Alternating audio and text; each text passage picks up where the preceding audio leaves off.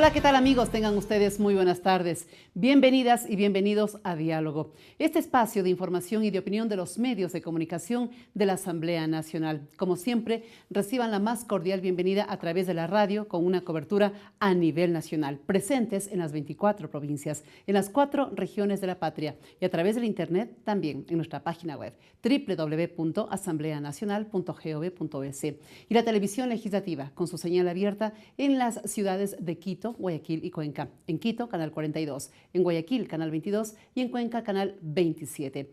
El día de hoy, en la primera parte del programa, estaremos hablando sobre el proyecto de ley de tierras rurales y territorios ancestrales, un proyecto de ley que ya fue debatido en primera discusión y que será sometido a consulta prelegislativa luego del pronunciamiento unánime que se logró en la Asamblea Nacional. Y en la segunda parte estaremos hablando sobre la guerra del Cenepa 20 años después, para lo cual hemos invitado al general Paco Moncayo. En esta primera parte, qué gusto saludar y recibir a Paola Pavón. Ella es asambleísta, representante de la provincia de Pichincha por Alianza País, integrante de la Comisión de Gobiernos Autónomos y Descentralización, así como del Grupo Parlamentario por los Derechos de las Mujeres. Paola, qué gusto, como siempre, tenerla aquí y gracias por aceptar este diálogo democrático. Gracias, Nancy. Contenta también de estar aquí en los medios de la Asamblea Nacional. Un saludo a toda la gente que nos mira. El proyecto de ley de tierras rurales y territorios ancestrales fue debatido ya en primera discusión. Se aprobó una consulta prelegislativa que va a permitir ¿qué, Paola? Bueno, han sido 2 días de debate, yo diría arduo. De hecho, varios asambleístas tuvimos que rescindir a nuestra posibilidad de intervenir porque ya eran varias horas durante 2 días de discusión. 58 intervenciones. 58 intervenciones, tú que transmites, te sabes de memoria las 58 intervenciones. Y ha sido un proyecto de ley que llega con muchísima expectativa para el país, pero también para nosotros los legisladores. Tú sabes que yo estoy en mi periodo de reelección. Una de las leyes que se nos quedó pendientes en el periodo anterior fue la ley de tierras. Habíamos dejado 3 proyectos pendientes, ley de aguas, ley de tierras, ley de cultura.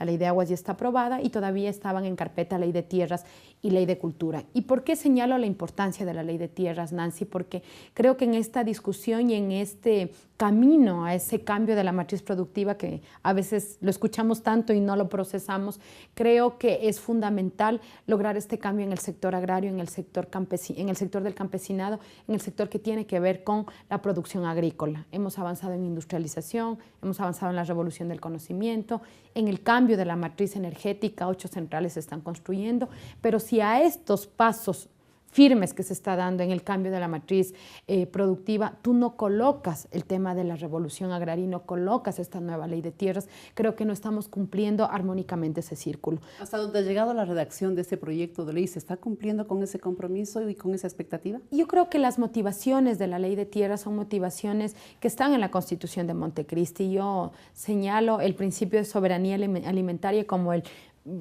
motor que nos genera poder plantear este proyecto de ley y de ahí lograr desarrollar esos artículos que los escuchamos y no hemos logrado durante estos años aterrizarlos en otra normativa, porque la adecuada era la ley de tierras, que tienen que ver precisamente con el tema social y con el tema ambiental, que son 2 temas que se nos plantea, cómo logramos cumplir nosotros con estas 2 condiciones que son básicas y necesarias y cómo logramos también a través de una nueva institucionalidad cumplir, yo diría, 2 objetivos que también se nos han quedado en carpeta. ¿Cuáles son? La una que tiene que ver con la eficiencia de la tierra y ahí entra toda esta discusión si es reparto de la tierra, si es un manejo mucho más efectivo, mucho más eficiente.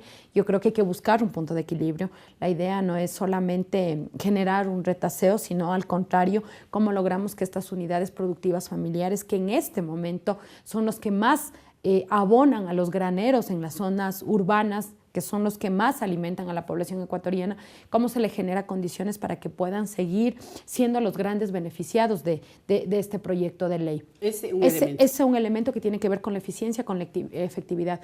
La otra que tiene que ver con el tema de la propiedad. Yo creo que esa es una gran deuda, el generar una institucionalidad que nos permita entregar a la tierra y que se puedan generar los procesos de adjudicación que no se han hecho.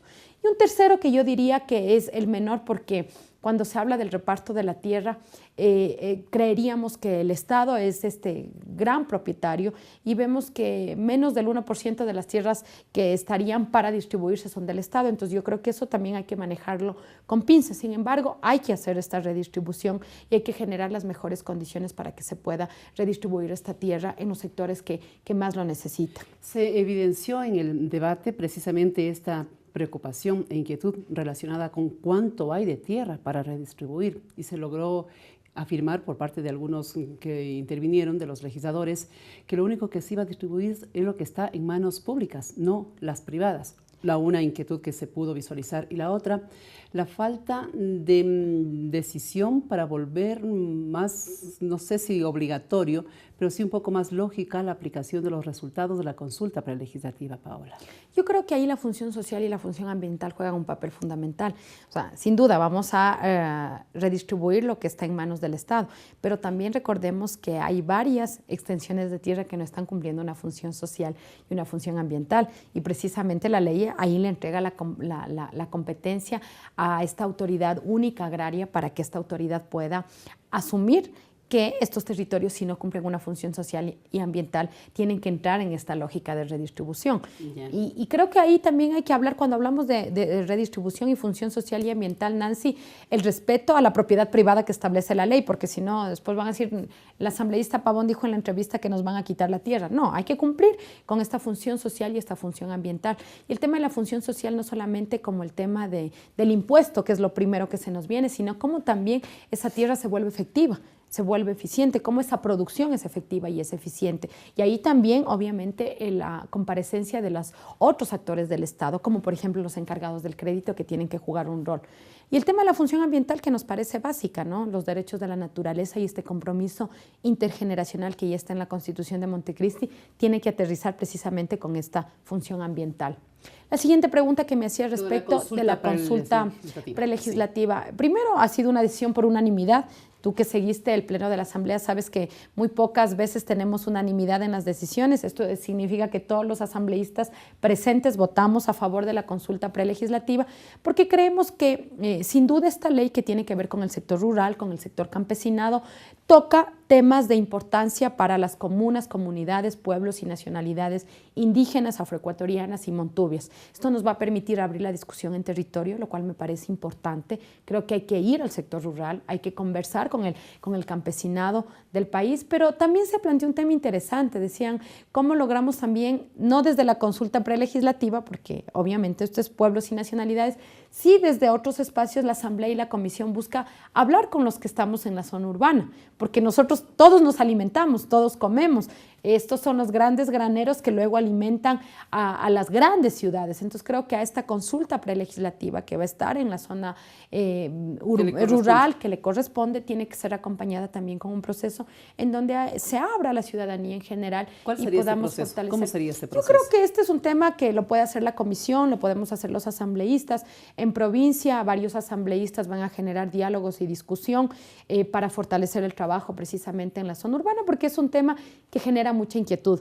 Yo creo que estamos sin duda, son 13 meses de debate de las enmiendas, pero la Asamblea también sigue produciendo y sigue trabajando, entonces hay que lograr buscar complementarnos y poder conocer todo este trabajo legislativo que se está haciendo acá.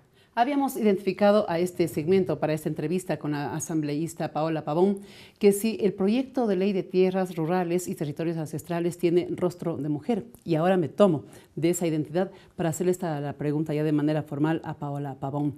¿Tiene realmente ese rostro de mujer? Refiriéndonos con esto a que si en la elaboración de la ley y en la consulta prelegislativa se va a visualizar la situación de la mujer en la zona rural. Yo creo que ese tiene que ser uno de los grandes objetivos. De hecho, en el Pleno ya se escucharon algunas voces como las del asambleísta Peñafiel, Marisol Peñafiel, Pamela Falconi, Gina Godoy, Alejandra Vicuña, que plantearon su preocupación respecto de lograr cerrar de mejor manera los artículos. Yo creo que hay una mención, se establece en varias partes del articulado, pero creo que eso hay que dejar limpio en los artículos. El artículo 13 nos permite esa posibilidad. Yo creo que en el tema de reparto de tierra, en la priorización de reparto de tierra, en la priorización de crédito, en la priorización de apoyo para tecnificación, tienen que las mujeres jugar un papel fundamental.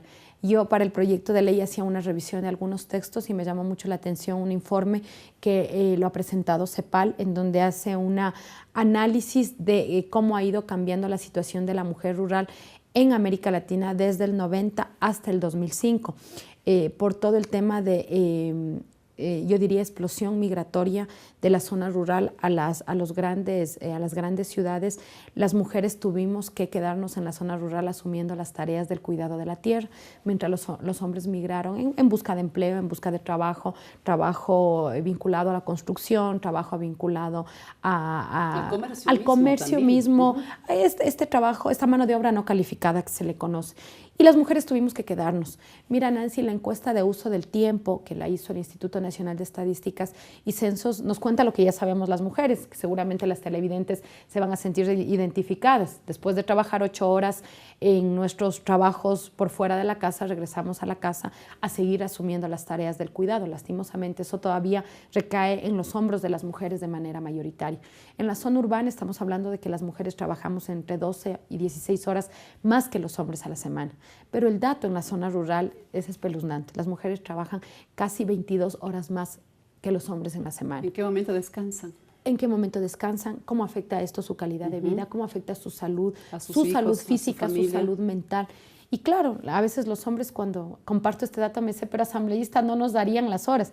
Claro que nos dan las horas porque significa que hay que asumir las tareas del cuidado de los hijos, que hay que asumir las tareas de alimentación, pero a eso las mujeres rurales le aumentan acarreo de agua, crianza de animales menores, cultivo de la tierra, cuidado de la tierra y por lo tanto este proyecto de ley tiene que hacer justicia con esas mujeres.